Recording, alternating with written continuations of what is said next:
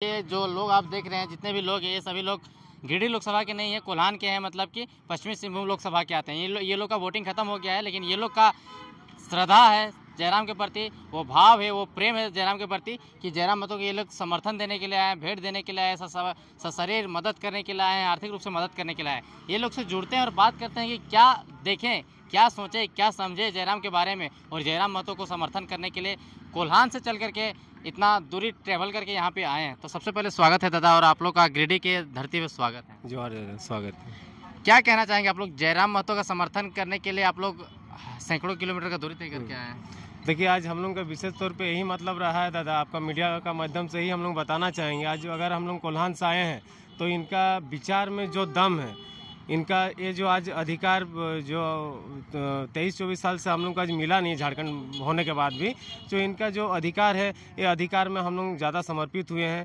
इनका जो अधिकार आज तक हम लोग को मिला नहीं है, उस अधिकार के लिए ये लड़ाई, देखिए एक तरफ से देखा जाए कि हम लोग का जनरेशन लगभग मतलब एक पार हो चुका है, ठीक है, लेकिन आने वाला जनरेशन के लिए जो एक अधिकार का लड़ाई है, ये उनके लिए हम लोग हर एक चीज़ को मतलब सेव कर सकते हैं। इसीलिए लड़ाई है, और इस लड़ाई के लिए हम लोग भरपूर इनका सहायता और सपोर्ट कर रहे हैं और हमेशा करते रहेंगे। आप जिस क्षेत्र से आते हैं, कोल्हान जैसे क्षेत्र से आते हैं, जहाँ से सुनील महतो शहादत दिए थे, जयराम महतो उसको इंस्पिरेशन मान करके वो कहते हैं कि हमारे कौम के नेता हैं और हमको इंस्पिरेशन मान के राजनीति में आए। अगर हमको शहादत भी चुनना पड़ेगा तो हमको फ़र्क नहीं पड़ता है। तो आप जिस क्षेत्र से आते हैं वहाँ से सांसद सुनील महतो भी आते हैं और जयराम महतो को आप लोग समर्थन देने के लिए आते हैं, तो किन विचारों को आप लोग कनेक्ट कर पाते हैं?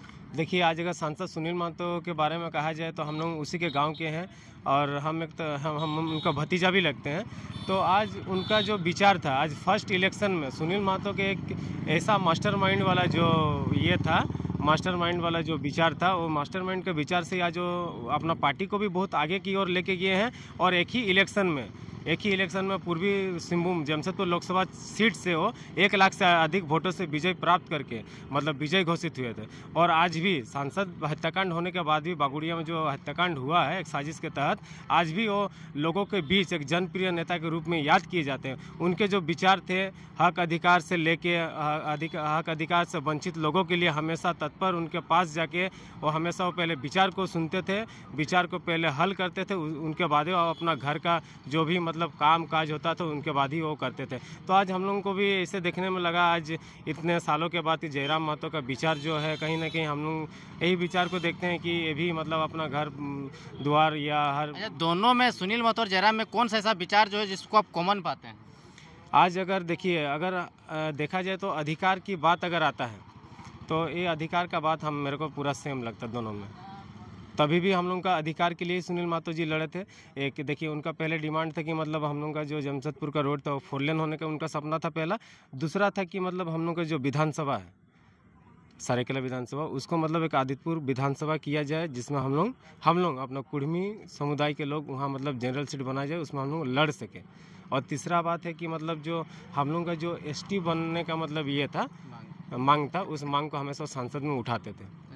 अच्छा, सुनील महतो का सुनील महतो का जो वो शहीद हो गए, लेकिन उसके एरिया में क्या अभी भी उनका धमक, क्या उनका पहचान या उनका मूर्ति स्मृति वगैरह करके क्या कुछ अभी तक संजो करके रखा गया उनके क्षेत्र में?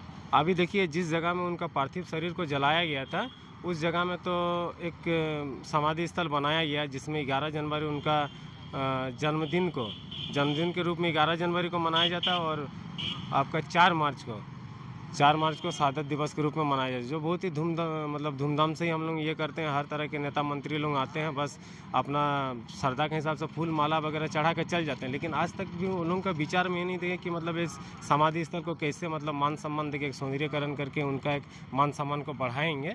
उस तरह का आज तक हम लोग मतलब कोई भी उन लोगों का सोच विचार नहीं देखें। इसीलिए आज हम लोग युवा टीम, हम लोग छोटा गमरिया के एक वीर शहीद सांसद सुनील महतो रक्षा समिति का गठन किए हैं, और उस समिति के द्वारा उस जगह का सौंदर्यकरण करेंगे। यहाँ तक कि हम लोग का टाटा नगर स्टेशन के पास भी एक उनका स्टैचू है, उस स्टैचू को भी बढ़िया से ये करेंगे, मतलब सौंदर्यकरण करेंगे। और बागुड़िया, घाटशिला बागुड़िया में जहाँ उनका मतलब हत्याकांड, गोलियों से हत्याकांड किया गया था एक साजिश के तहत, उस जगह में भी अभी तक मतलब जो स्टैचू है टूटा फूटा उसी टाइप का है, उसका भी सौंदर्यकरण करके हम लोग मतलब सौंदर्यकरण करके एक अच्छा नया रूप देना चाहते हैं। कहाँ से आए थे आप? देखिए, एक्चुअली आज हम आए हैं कोल्हान से, मगर मेरा घर है रांची लोकसभा में। कोल्हान से इसीलिए आया ना क्योंकि अब जमशेदपुर का टाटा स्टील में जॉब करते हैं। अच्छा, जॉब करते हैं टाटा स्टील में? हाँ, टाटा स्टील में जॉब करते हैं और मेरा प्रेम से लगभग 2 साल से यही किस पोस्ट में आप वहाँ पे काम करते हैं? वहाँ पे हम देखिए एक टाटा प्रोजेक्ट कंपनी है, उस कंपनी में हम एक साइट सुपरवाइजर पोस्ट में काम करते हैं। तो आप बताइए, राजनीतिक बातें होना चाहिए क्योंकि राजनीति का ये साल है, झारखंड में भी माने विधानसभा चुनाव होता है, देश में भी लोकसभा चुनाव हो रहा है, तो बताइए कि राजनीतिक स्थिति क्या है रांची लोकसभा का? रांची लोकसभा का राजनीतिक स्थिति पूरा चरम सीमा में है यार, पूरा गर्म है। इतना गर्म है ना कि वहाँ के युवा लोग इतना खुश है कि वो लोग सोचा ही नहीं था कि बीजेपी पार्टी को छोड़ के और पार्टी को यहाँ उम्मीदवार जीत सकता है, मगर इस बार सब युवा को मन में चढ़ गया है कि बीजेपी को छोड़ के। ऐसा कहा जाता है कि राजधानी हो चाहे कोई भी बड़ा शहर, उसमें सेंट्रल पार्टी का पकड़ रहता है, चाहे कांग्रेस हो चाहे बीजेपी जैसे पार्टी का पकड़ रहता है, तो क्या वहाँ सेंट्रल पार्टी को हट करके वहाँ पे रीजनल पार्टी जो है जेबी कैसे अभी पार्टी भी नहीं बनी है, उनके सदस्य लोग हैं, वे लोग क्या धमक दिखा पाएंगे राजधानी में? शिक्षा ऐसा शेरनी का दूध है ना, जो जितना पिएगा उतना दहाड़ेगा। और यही 5 साल के पहले ना थोड़ा शिक्षा का स्तर ना युवा में कम था, अब शिक्षा का स्तर बढ़ गया है, पढ़ के बेरोजगार हो गया है। क्या करेगा, मजबूरी में वो लोग जयराम दा को आदर्श मान लिया और इतना सीख गया ना कि कोई भी लोग को बुड़बक नहीं बना सकता है। और वो लोग चाह लिया है कि अगर हम देवेंद्र दा को जिताएंगे ना तो कम से कम संसद में जाके कुछ नहीं तो कम से कम पलायन को रोक देगा और बेरोजगार को कम कर देगा। इसीलिए वो लोग जिताना चाह रहा है रीजनल पार्टी को। ये सही। दादा, आपका क्या नाम हुआ? मेरा हरिप्रसाद महतो। अच्छा, क्या है सब महतो इसीलिए महतो को समर्थन देने आ गए हैं क्या? नहीं, वैसा बात नहीं है, इनका विचार को समर्थन देने हम लोग आए हैं। किन विचारों को मानते हैं जयराम का आप? इनके विचार में जो मैंने झारखंड के बारे में बोलते हैं, जो दशा आज झारखंड भुगत रहा है, यहाँ का पब्लिक जो समस्या से गुजर रहा है, चाहे नौकरी हो चाहे अपना क्षेत्र माने अपना ज़मीन जगह का स्थिति हो, सब बाहरी लोग इस पे हावी हो जा रहे हैं। तो ये जो विचार एक लेके आए हैं कि झारखंड को उन्नति के पथ पर ले जाना है, तो इसी का समर्थन करने के लिए हम लोग आए हैं। समर्थन करने के लिए गिरिडीह में आए, लेकिन आपका क्षेत्र में जयराम का कैसा पकड़ है, कैसा नाम है?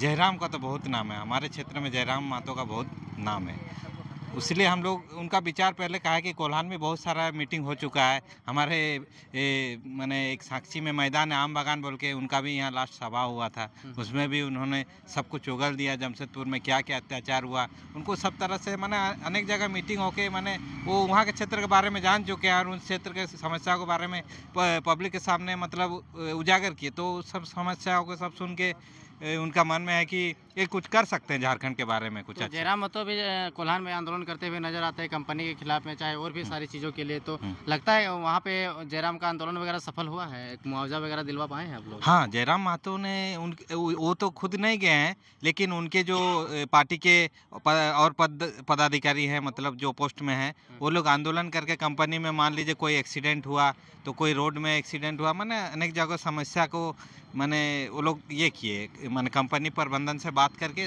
उसको मैंने ये सॉर्ट आउट करके उसको मुआवजा दिलाए बहुत सारा कंपनी में। झारखंड में ज़्यादा 14 लोकसभा सीट है, 14 में से सबसे ज़्यादा अगर किसी का चर्चा झारखंड में हो रहा है तो गिरिडीह लोकसभा का हो रहा है। कारण कि 2 साल से जो लड़का पूरा राज्य में उथल पुथल मचा के रखा है वो यहाँ से चुनाव लड़ रहा है। आप गिरिडीह लोकसभा चुनाव क्षेत्र आज घूमे, क्या कुछ जांचे, क्या कुछ निष्कर्ष निकला? निष्कर्ष यही निकला कि इनका तो जीत हो चुका है, बस 4 तारीख को। ये तो मतलब बिना कानूनी वाला बात बोल दे कि जीत हो चुका, कैसे जीत हो चुका है? आपको मैं बोलना चाहूँगा कि अभी मैं आ रहा था रास्ते से, गिरिडीह आ रहा था, तो पूरा भ्रमण करते हुए आ रहा हाईवे में, मैंने जन जन के जुबान में और दिल में ये चीज़ दिख गया कि जयराम महतो ही है। और जयराम महतो आज एक नाम नहीं, इस राज्य के लिए एक विचार है। आप आए तो क्या दिखा रास्ता में कि लोग बैनर पोस्टर लगाए हैं या नारा लगा रहे हैं, क्या कर रहे हैं? नहीं, बहुत जगह रुका था, चाय पीने खाना खाया नहीं, तो लोगों से बात किया तो उससे पता चला। फिर जगह जगह बैनर पोस्टर, हल्का फुल्का, वैसा भी नहीं था। लेकिन जब आपके यहाँ बेरमो के इस ग्राउंड में आया, सभा देखा और मैंने भीड़ देखा, तो ये तो कह सकता हूँ कि ये क्लियर। बाकी इसके अपोजिशन पार्टी भी है, आजसू के भी है, जेएमएम के भी हैं, वो खुद सांसद रह चुके हैं, उनके बीबी विधायक है, 3 बार झारखंड सरकार में मंत्री भी रह चुके हैं। तो इतने पावरफुल आदमी, आर्थिक रूप से सक्षम है, प्रशासनिक चाहे बैक सपोर्ट भी जितना भी है, सभी प्रकार से उनको मजबूत है। और ये लड़का तो कल का छोकरा है, जिसके पास 30 साल का एज है, जिसके पास बहुत ज़्यादा एक्सपीरियंस भी नहीं है, जिसके पास बहुत ज़्यादा पैसा भी नहीं है, जिसके बाद बहुत ज़्यादा लीगल टीम भी नहीं है, वो क्या क्या कर लेगा इतना बड़ा बड़ा हस्ती के सामने? अब मैं तो ये बोलना चाहूँगा कहीं विपक्षी पार्टी का जमानत ना जब्त हो जाए, ऐसा आपको लग रहा है? ऐसा लग रहा। भाग तो जयराम रहा है, नॉमिनेशन करा के भाग जाता है। जयराम जी भागे नहीं थे, आपने उनका शायद सुना होगा। उन्होंने फिर आने के बाद फिर दोबारा आप लोगों के साथ बातचीत किया, उन्होंने जो बताया वो तो आप अच्छी तरह से समझ ही गए होंगे। और मुझे तो लगता है कहीं विपक्षी पार्टियों का जमानत न जब्त हो जाए। अच्छा, ऐसा लगता है क्या? बहुत सारे लोग कहते हैं कि जयराम के प्रति लोगों का षड्यंत्र चल रहा है, ऐसा आपको लगता है क्या? क्योंकि आपने एक सांसद को शहीद होते हुए खोते हुए देखा है, ऐसा लग रहा है कि जयराम के साथ भी कुछ ऐसा घटना घट सकता है?